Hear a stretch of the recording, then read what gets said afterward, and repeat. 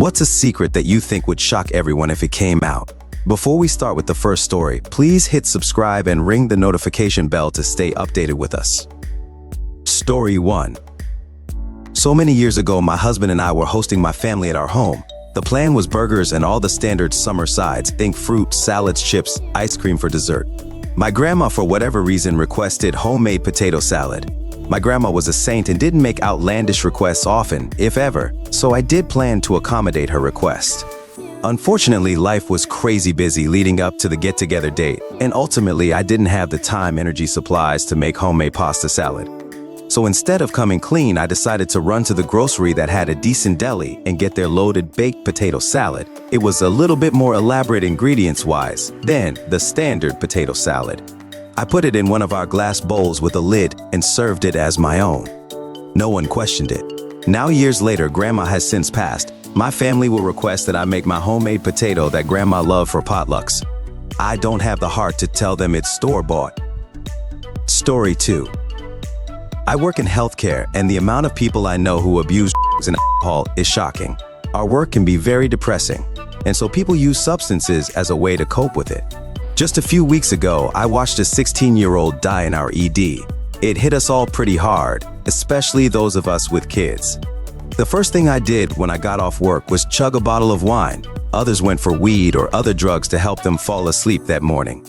Drug and especially alcohol addiction and abuse is rampant in healthcare workers. We spend our days, nights at work telling our patients why their smoking and drinking is killing them. And then we go home and do it to ourselves. Story 3. I don't actually know what I'm doing at work. I have no qualifications or previous work experience in the field. I just wing it every day and seem to get results. Edit, because so many of you are asking what my job is, I will tell you.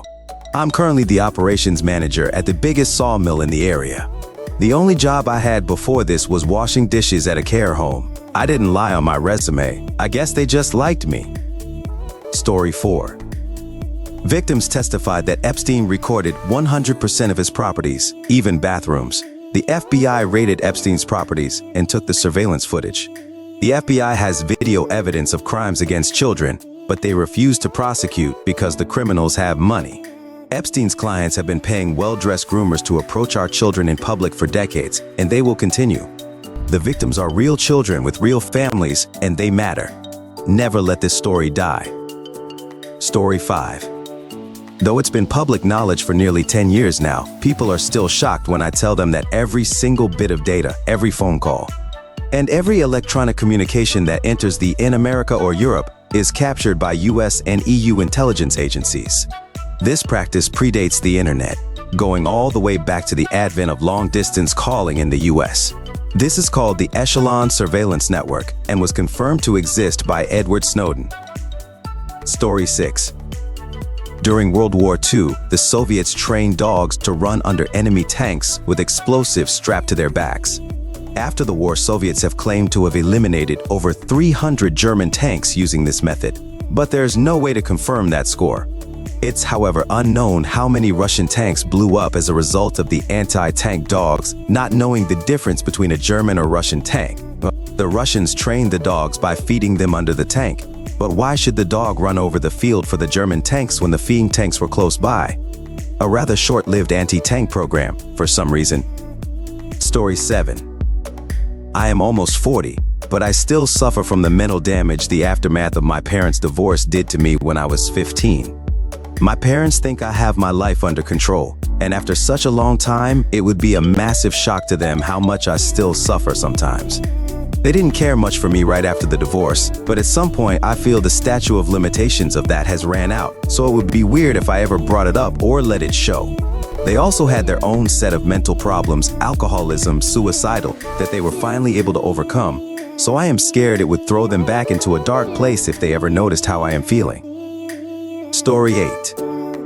I hate existing. I just wear a happy mask. Not genuinely, I'm not happy, and I wish assisted suicide was legal in the States and that my family understood how I have no enjoyment in my life.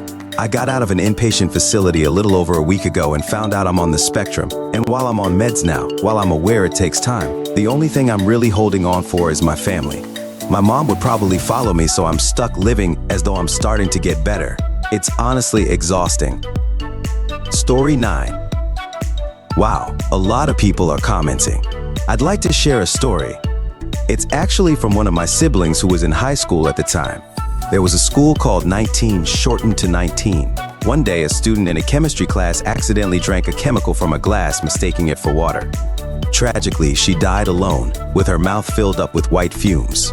What makes this even more disturbing is that no one knew she had in the classroom, only the teachers and staff were aware. My sibling's mom used to work there and told her about it. I've heard that the school paid a large sum to the girl's parents to keep quiet about the incident, though that's just a guess. I'm sorry if the story doesn't make complete sense or if some details are missing. English isn't my first language, and I tried to explain it simply and anonymously. If you have any questions, feel free to ask. Story 10. Years ago, I was going up the elevator and talking to my neighbor, an older Caucasian lady. She asked what I did for a living, and I told her I sell appliances, not my current job. I can't remember the specifics, but she said she was once the nurse for the head of major brand of appliances. On his deathbed, he told her that all the top leaders of the appliances companies got together and said they were making them too good. Back in the day, they would last decades, not years, and that they needed to make them not last as long. They all agreed so they could sell them more frequently. I was shocked. I should have wrote the specifics down, but now that story is lost to time. Story 11. I once convinced a teacher she lost my book report that was due in the final week of the school year. She gave me a B on it, which kept my A in the class, and we all moved on. I was a good student. She liked me. She knew I was working on the report, and when she told me I hadn't turned it in, she trusted me when I said I had. The next day, she told me she found it and had graded it. At the end of the summer, when I was getting ready for the next school year, I found the report in the back of my binder. I had done it, and I probably would have gotten the grade she gave me, but I somehow misplaced it and thought I had turned it in. I was so torn on what to do. I felt like I should tell her, but I also felt like she'd get in way more trouble than I would for just making up that she found it. I kept my mouth shut and never told anyone. I'm 34, and I also think about this all the time. Story 12. I got a position as a landscape manager, managing a landscape crew at a major resort in Hawaii. I have no idea what I'm doing, and I hate it so much. I don't know how to quit and desperately don't want to go back to working in a restaurant. No prior landscape experience besides my own yard, and hardly any managing experience. They still hired me because they were desperate.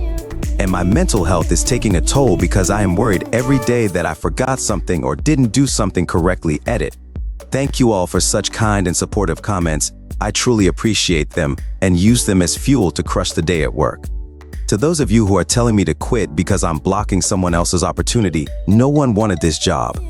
I live on an island of 150,000 people, and we just had a horrible natural disaster and national tragedy. We still have openings at other properties because no one wants to do these jobs. My bosses knew going in that I had zero experience, and they have tried to help the best they can, but some days I feel a bit lost. I answered the question because it would probably shock my friends and family that I don't really know what I'm doing on a commercial landscape scale. I'm still learning and trying hard. Story 13. If my grandfather dies virtually knocking on the wood today, I will inherit all of his property and money. He showed me his last will with his attorney. I think my parents and uncles might kill me if they find out context. When my granddad suffered from kidney failure, no one visited him except me. The reason is that he had many mistresses and still drank heavily when he was 75 to 80, which made his children hate him. Also, they have their own lives. From the day he was diagnosed with cancer until today, I have visited and taken care of him every day. My parents kicked me out of the house for being a partygoer and wanting to arrange my marriage at a young age. I was 19 back then and a female. I ran away for 1 month, but when I returned, they officially kicked me out. That's when I told my grandfather. He gave me a lump sum of money to start over, so I went back to university and rented an apartment near his place. When I graduated this year, he called a meeting with his attorney and me. That's when they told me that I will inherit all of his assets, including the ranch, his cars, basically everything he owns, and his real estate construction business. When they asked me what I'd do with the money, I told them that my experiences when I ran away when I was 19 opened my eyes to everything that's happening within our city. It made me realize how hard life is, I used to have 5 CAD for 1 week, and I had to stretch it out. Most people would think homeless people are dangerous, but they are not, unless you provoke them or they are defending themselves. My plan when I receive the money is to put $500,000 each towards Red Road Healing Society, Hope Mission in Edmonton, Edmonton Addiction Youth Services, Joey Women's Shelter. This has been noted in our meeting and currently working on it with his attorney. Wish me luck. Story 14. I get all my work done in about 6 hours per week and within a max of 3 days at the office. A day consists of being there to handle things that can only be done there, physical in-place requirements, and then I leave when the mission time ends. I spend the rest of the time doing things for my money-making side hobbies or catching up on movies, reading, home renovation projects, etc. I'm authorized 2 home office days per week. They're always Thursday and Friday. As long as I'm seeing emails and tasks that come in and jump on them like a good worker should, nobody cares. I've had 4-day weekends for years, on salary with full benefits, and work 100% alone, physically. If I had no integrity, I could milk it for more since my nearest coworker is literally 1,200 miles away. But I know how good I have it, so I don't abuse any of it. Nobody else in my program has anything close to this setup, but we were all given the opportunity to negotiate certain aspects of our contracts. I guess the others just chose not to. I figured it doesn't hurt to ask, and I got what I wanted with minimal effort. Basically, I said, you can pay me to be there 40 hours unhappily, or allow me to come and go as a trusted adult and see how well I produce and how happy I stay. Yes, my boss asked me to not share my office arrangement with anyone else in the program. My annual salary works out under this arrangement to roughly $104 hours. I haven't had any real work stress in over 9 years, and the company that pays us absolutely loves what I do and throws me kudos via bonuses quite often. I know how lucky I am to be in this situation. If it came out in the program, the others would be shocked for sure. Then jealous, then pissed. Story 15. The secret I carry is that I kept my mom from being with her brother when he died. He was being prepped for life flight from his smallish town hospital to a world-class medical facility. The doctors found out that he had a weak heart all his life, bad valve and enlarged heart. It was close to noon, and I was with Mom in the emergency room. I noticed that his heart monitor did not look good at all. I looked at the doctor, then back at the monitor, and the doc saw what I saw and nodded. I told my mom, hey, it will be an hour until they transport him. Let's get some Mexican food for lunch before our long drive. On the way out, I mouthed to my uncle, it's all right. I saw him slump down after that and got Mom out of there before all the violence of a crash cart descended upon him. To me, it was better to get her out instead of watching the chaos that was about to erupt to try to save the life of her doomed brother. 25 years later, and I hope that I did the right thing. Alright folks, that's a wrap. If you like this, please hit the thumbs up and subscribe to the channel. You can also share your those in the comment below.